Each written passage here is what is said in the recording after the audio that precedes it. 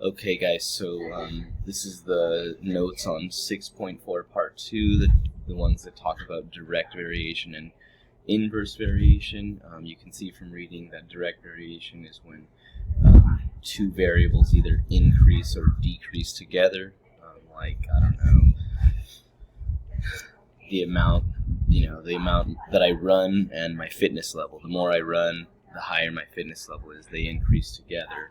And then this one here, inverse variation, is when one variable increases, the other decreases. So the more money I spend, the less money I have in my bank account. One thing goes up, the other goes down. So direct and inverse variation. The direct variation problems are pretty much what we've been doing, where you just kind of set up a proportion, such as, let's see, this one is talking about the amount of garbage created in different areas. It's a direct variation problem, meaning, let's see, in Dallas, the population is 1.2 million, and they create 38.4 million pounds of garbage each week.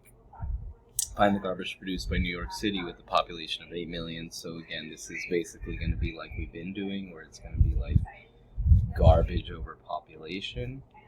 And I'll just use garbage of New York over population of New York, and then garbage of Dallas over population of Dallas. So anyhow, let's see real quick.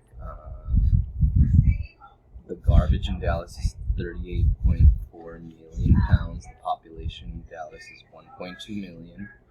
And the garbage in New York is, I don't know, that's what we're trying to find, but the population is 8 million. So you see, pretty much the same as what we've been doing. If you cross multiply here, 38.4 times 8, let's see what that is. 38.4 times 8, 307.2. 1.2 times g is just 1.2g.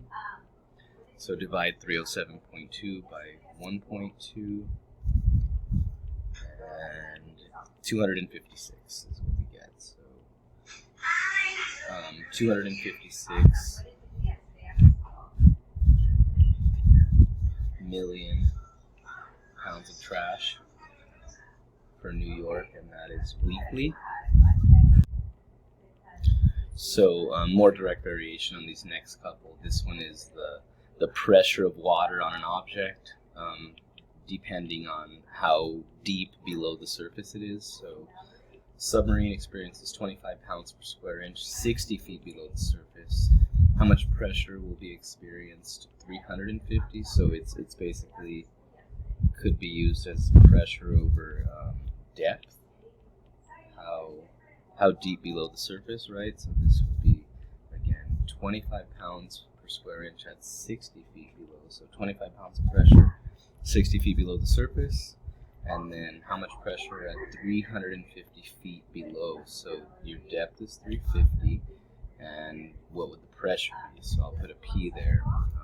Remember I mentioned you can reduce. So right here, I think I'm going to reduce by dividing by 5.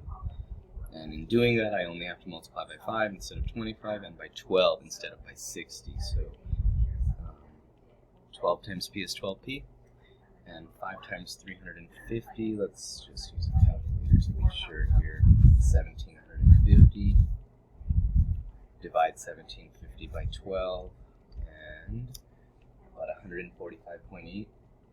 Pressure is about 105.8. That is pounds per square inch, guys. Pounds per inch squared. Moving along to the next one, you can see again it is directly varying. It says right here varies directly. So skydivers fall 64 feet in 2 seconds. How far will they fall in 5 seconds? So fall, right, in feet over time is kind of what we could use here. So 64 feet fallen in 2 seconds. How far will they fall in 5 seconds? Once again, if you want to, you can reduce, you can divide by 2, and now I can cross multiply and I have smaller numbers. So 1 times f is f, 5 times 32 should be 160. Let's double check that. Yeah, 160. So according to this, someone would fall 160 feet in 5 seconds. This next one is direct variation again. You can see it varies directly. So these are a little more straightforward for me. The direct variation ones. Once we get to inverse, it'll be I'll have to kind of check my work a little more. But either way, this one is 200 feet are required to stop a car traveling 60 miles per hour. Sorry about the print quality, but again, 200 feet of distance are required to stop a car, or for a car to stop that's going 60 miles per hour. How many feet are required for a car to stop that's traveling 100 miles per hour? So it's right. How many feet does it take to stop versus the speed, miles per hour? So at 200 feet, that car would have been going 60 miles per hour. And how many feet would it take to stop the car going 100 miles an hour? So let's go ahead and reduce. Let's cross out a 0, and then 20 divided by 6, or more like you can divide 20 and 6 by 2, so I can make this 10 thirds. Cross multiply, 3 times f, and 10 times 100, that's 1,000. 1,000 divided by 3, and 333.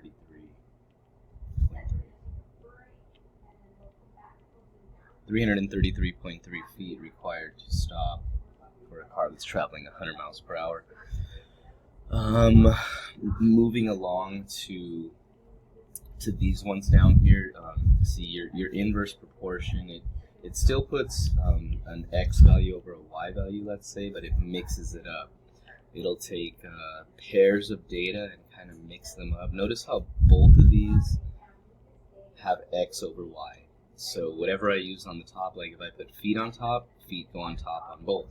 And if it's distance on bottom, distance goes on bottom on both. But the difference is it'll mix the let's say the feet from one piece of data with the distance from the other piece of data. So that's why it says x1, y2. Kind of like to go through and label my values when it's inverse variation. Here the price of oil varies inversely as the supply. Suppose a nation sells oil for $19.50 per barrel when its daily production level is 4 million barrels. So this would be like X1, Y1, and I'll label that. At what price will it sell? So what price would be like, X2, and then what price would it sell at if the daily production level is 3 million barrels? So that'd be like Y2. So again, I'd like to, when it is inverse variation, I kind of want to make sure I don't mess up, so I'm going to say, well, this is X1, and this over here is Y1. What price is a variable? That'll be X2. 3 million barrels will be Y2, so I want to mix the first value with the piece of data that doesn't exactly go with it, so 1950 over 3 million barrels. And then at what price, right? So I'm going to put P for what price. What price do we have at 3 million barrels? Well, I'm going to mix this value for X over the other value for Y, 4 million. Again, that's X1 over Y2, X2 over Y1. You kind of got to mix up the data pieces. It's still the same type of variable goes on top, price and price. And the same type of variable goes on bottom, barrels and barrels, but I mixed up the 1950. I used the 3 million. Really, 1950 pairs up with 4 million, but when it's inverse, when it's varying inversely, we one is going up, the other one's going down, right? As production goes up, price goes down. You got to do that. So I would recommend labeling your values X1, Y1, X2, Y2, and then setting up the proportion using this model here. So let's go ahead and cross multiply. 3p equals, let's see, 4 times 1950. That's 78. And we'll divide 78 by 3. And we'll get the price is $26. So when production level is 3 million barrels, the price is 26. As production goes up, the price goes down. So $26 at 3 million barrels, right? 3 million barrels a day. So when they're producing 3 million barrels a day, the price is $26 according to this problem. This one is talking about using a spray can. When you use a spray can, you decrease the pressure of the gas. The decrease of pressure causes the volume of gas in the can to increase. So the volume increases and the pressure decreases. Okay. Because the gas needs more room than is provided, it expands in spray form through the small hole near the valve.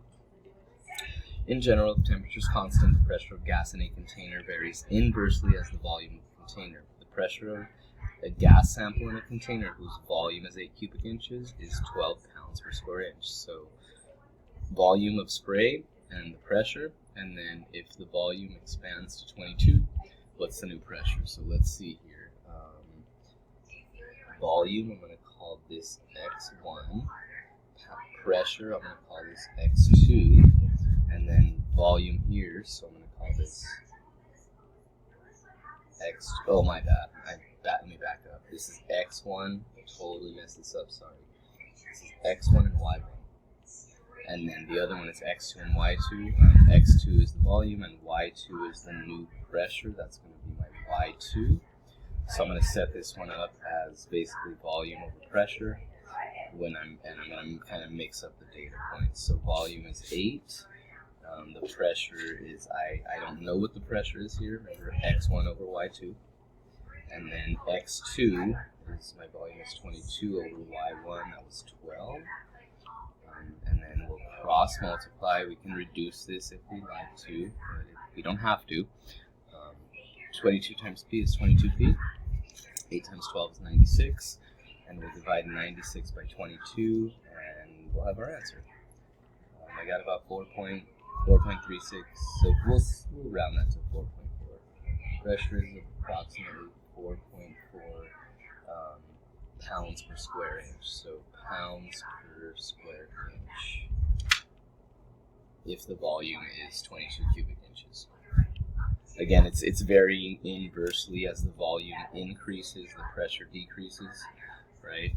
Okay.